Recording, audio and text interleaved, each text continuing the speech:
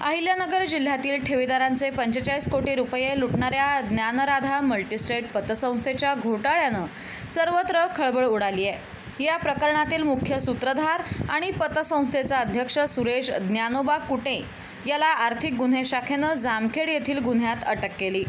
त्याच्यासह अन्य 4 आरोपींनाही ताब्यात घेण्यात आलं। पोलिसांनी या कुटेला मुंबई, पुणे आणि जिल्ह्यातील विविध ठिकाणी फिरवून मालमत्तेचा तपास केला। बुधवारी त्याला जिल्हा न्यायालयात हजर केला असता न्यायालयीन कोठडी सुनावण्यात आली। या घोटाळ्यानं ठेवीदारांमध्ये संताप आणि अस्वस्थता पसरली असून पोलिसांचा तपास आता श्रीरामपूरमधील आणखी एका गुन्ह्याकडे वळत आहे। पोलिसांनी कुटे याला जामखेड, तिसगाव, मुंबई आणि पुणे येथे फिरवून त्याच्या मालमत्तेचा तपास केला।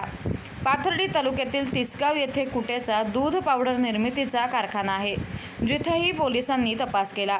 कुटेच्या मालमत्तेचा मागोवा घेण्यासाठी पोलिसांनी 5 दिवस त्याला जिल्ह्यात ठेवलं। यावेळी त्याला MIDC पोलीस ठाण्याच्या कोठडीत ठेवण्यात आलं होतं।